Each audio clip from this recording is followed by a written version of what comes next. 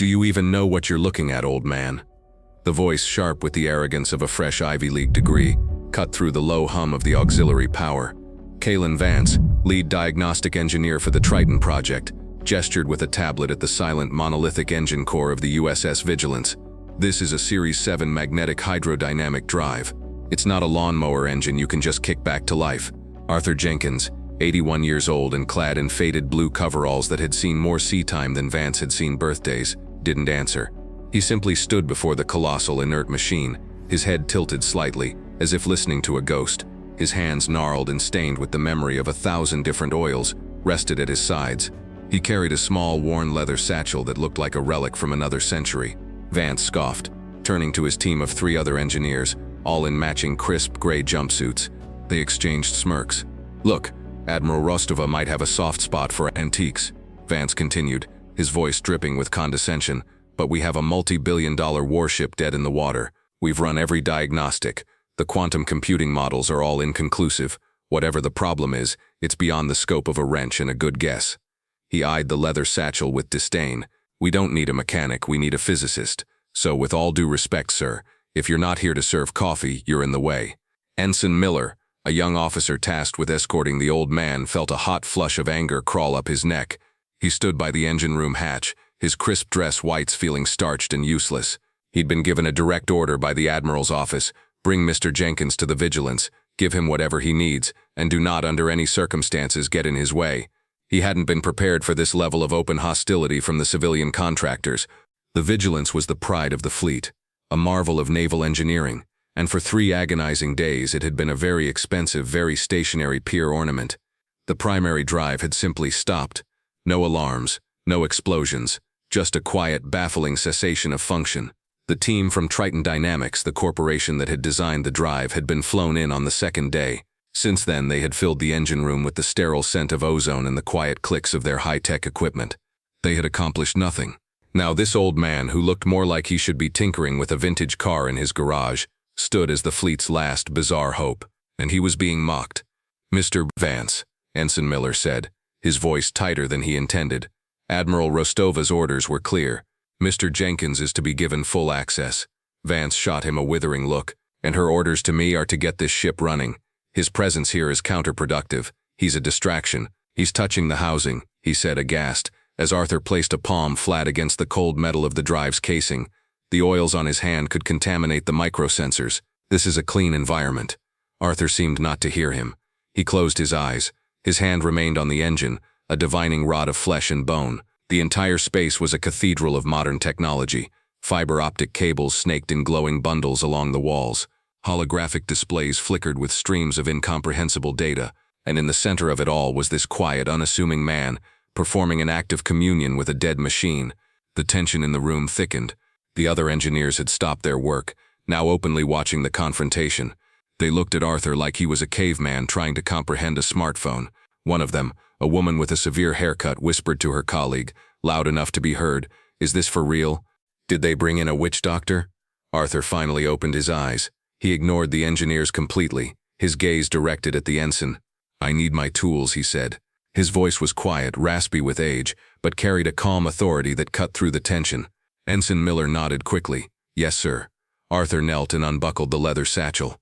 The engineers watched, their expressions a mixture of morbid curiosity and utter disbelief. He didn't pull out a laser scanner or a sonic multimeter.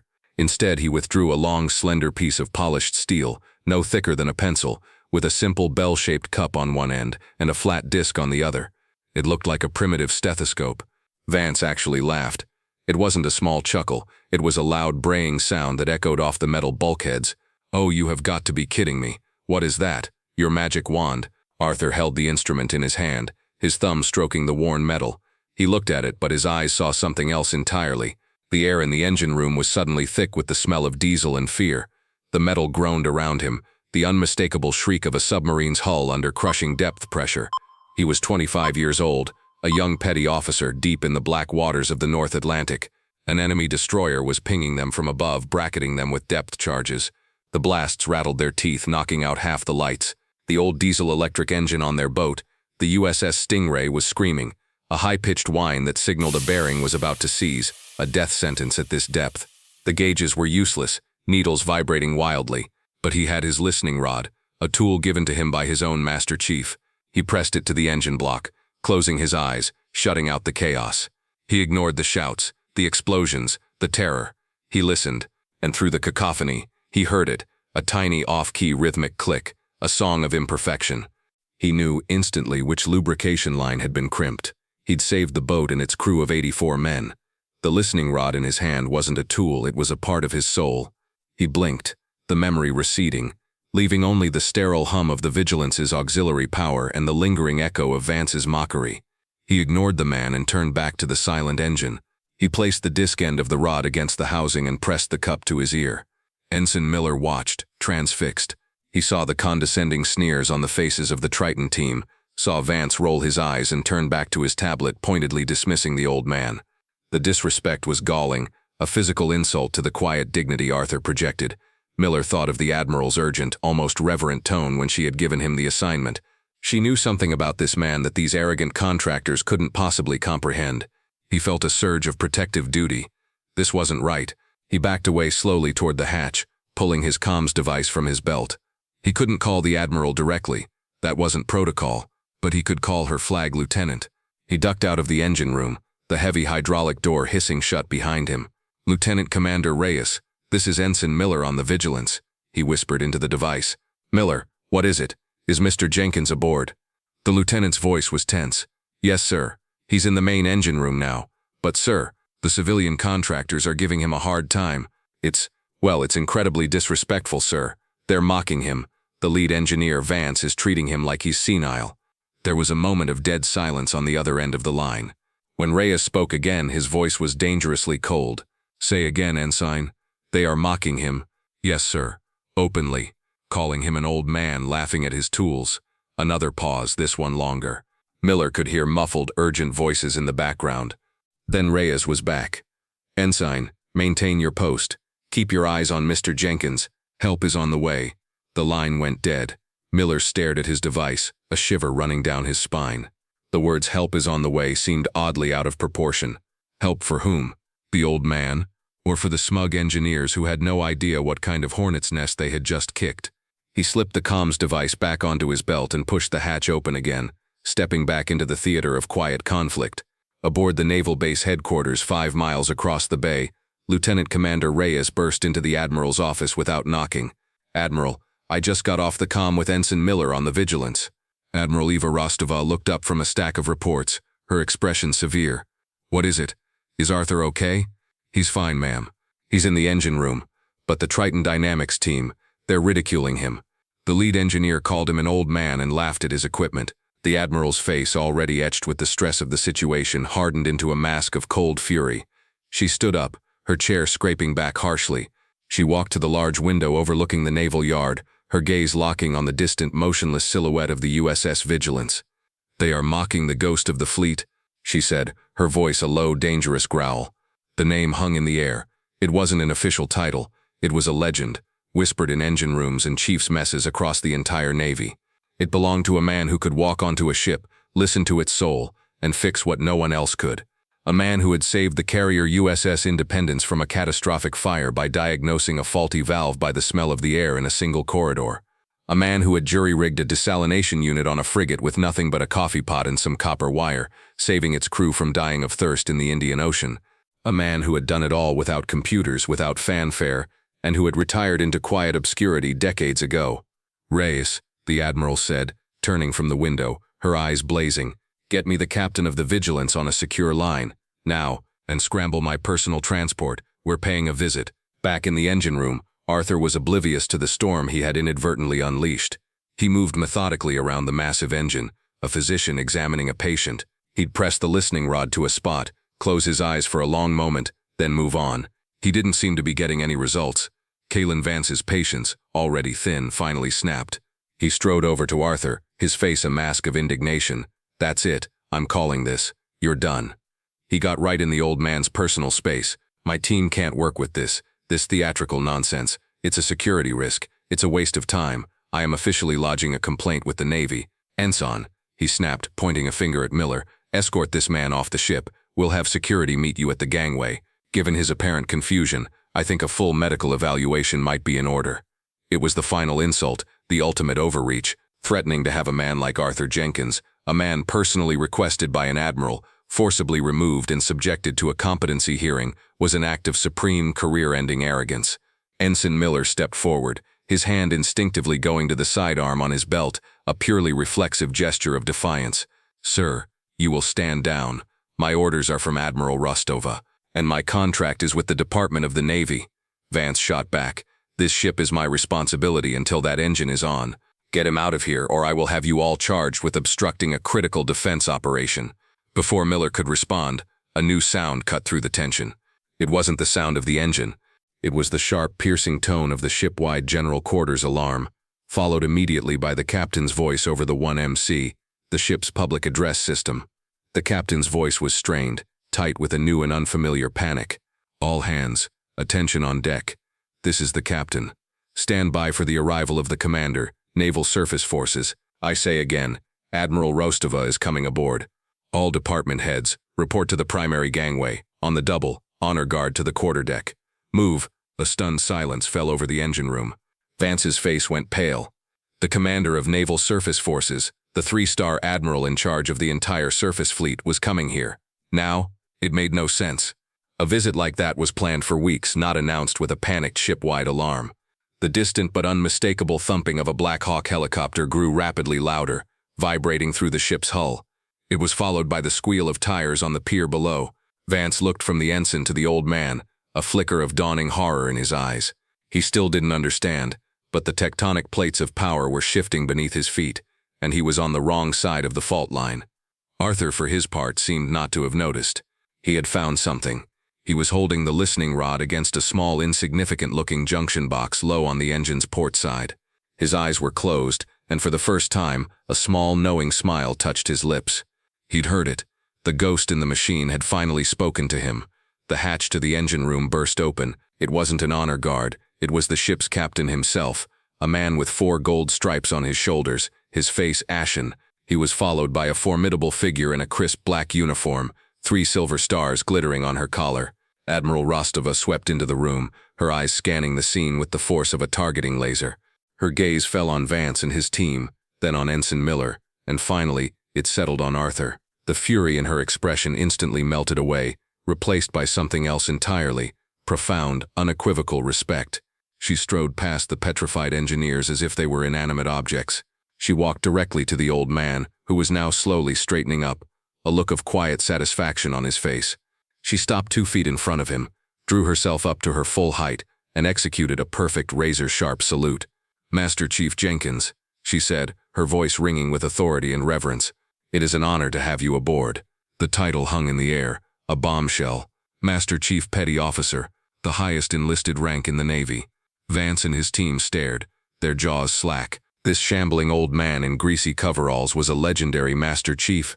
The captain standing behind the Admiral winced as if he'd been struck. He knew the name, of course. Every sailor did. The Admiral kept her salute held, her eyes locked on Arthur's. "I apologize for the reception you've received from these contractors," she said, her voice dropping an octave, each word a chip of ice. She turned her head slightly, her gaze pinning Kalen Vance to the bulkhead. "Mr. Vance, is it?" Vance could only manage a choked, gurgling sound. "This is Master Chief Petty Officer Arthur Jenkins, retired," the Admiral announced to the room, though her eyes never left Vance. "He is known by those of us who have had the privilege of serving with him as the ghost of the fleet. In his 40 years of service, he has saved more ships and more lives than any computer model you could ever design. The listening rod you so openly mocked was used to pinpoint a failing engine bearing on the submarine USS Stingray while it was being hunted by Soviet destroyers in 1968, saving all 84 souls aboard. He single-handedly restored power to the USS Saratoga during a typhoon in the South China Sea, using his knowledge of steam dynamics, a feat 3 separate engineering committees later deemed theoretically impossible.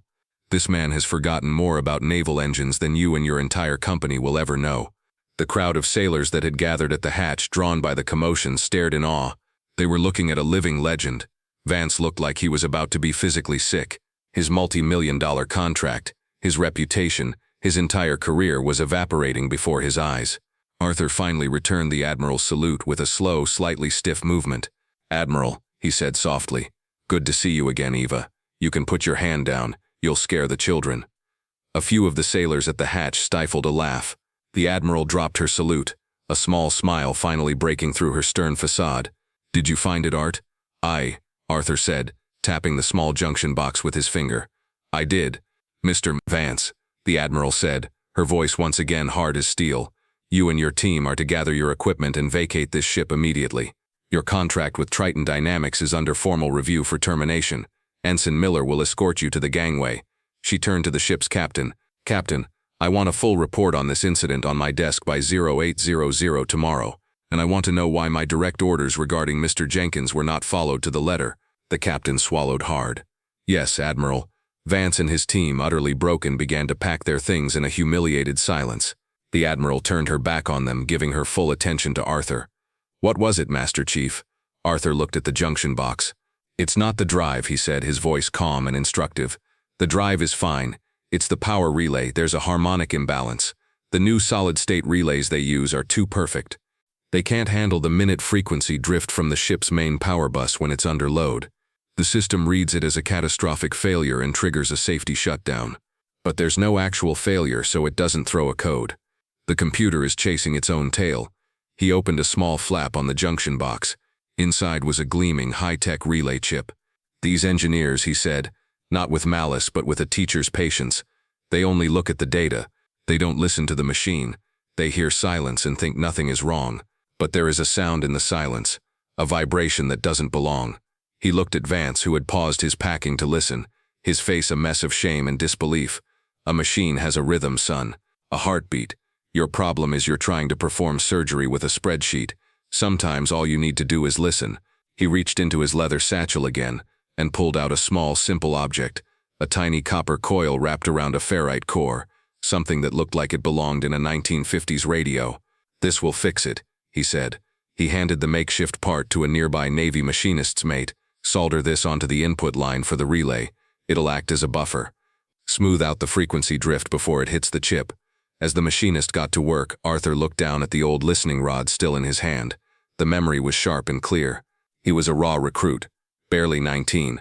His own mentor, a leathery old Master Chief named Gus, had pressed the tool into his hand on his first day in the engine room. The new kids will laugh at this, Gus had told him, his voice a gravelly whisper over the roar of the engines. They'll trust their fancy dials and their gauges, but computers lie. Dials break. The machine always tells the truth, Art. You just have to learn how to listen. He had never forgotten those words. The rod was more than steel. It was a legacy. Within minutes, the machinist's mate gave a thumbs up. It's in, Master Chief. Arthur nodded. All right, Captain. Tell your bridge to bring the drive online. Gently. The order was relayed. A tense silence filled the engine room. Then a low hum began to build. It was a clean, powerful sound, growing steadily in pitch and volume. The holographic displays, which had been showing flat lines, bloomed with cascading green data. The deck plates began to vibrate with a steady, powerful thrum. The USS Vigilance was alive. A cheer erupted from the sailors at the hatch. Admiral Rostova beamed, placing a hand on Arthur's shoulder. You're still the best there ever was, Art. Arthur just gave a small, tired nod. His work was done. In the weeks that followed, the fallout was swift. The Triton Dynamics contract was officially terminated. Kalen Vance was fired, his spectacular failure becoming a cautionary tale among defense contractors. Admiral Rostova, true to her word, instituted a new mandatory training module for all naval engineering personnel, titled Applied Mechanical Diagnostics, which was based entirely on Arthur Jenkins' principles of sensory analysis. It was unofficially known as the Ghosts Method. A formal letter of apology from the CEO of Triton Dynamics was delivered to Arthur's quiet suburban home. He read it, folded it neatly, and used it to level a wobbly leg on his workbench. 3 months later, Kalen Vance was working a far less glamorous job, supervising quality control at a commercial turbine factory. The pay was a fraction of what he used to make, but it was honest work. One afternoon, he stopped at a small local diner for lunch. As he sat at the counter, he saw a familiar figure sitting in a booth by the window, slowly enjoying a piece of apple pie. It was Arthur Jenkins. Vance's heart pounded. He could have just walked out, but he didn't. He slid off the stool and walked over to the booth. Arthur looked up, his eyes showing no malice, only mild curiosity. Mr. Jenkins, Vance said, his voice quiet and humbled. I I just wanted to apologize for my behavior on the Vigilance. I was arrogant, and I was wrong. What you did, it taught me a lesson I'll never forget." Arthur looked at him for a long moment, then gestured to the empty seat opposite him. "Sit down, son," he said. He flagged down the waitress. "Get this young man a cup of coffee."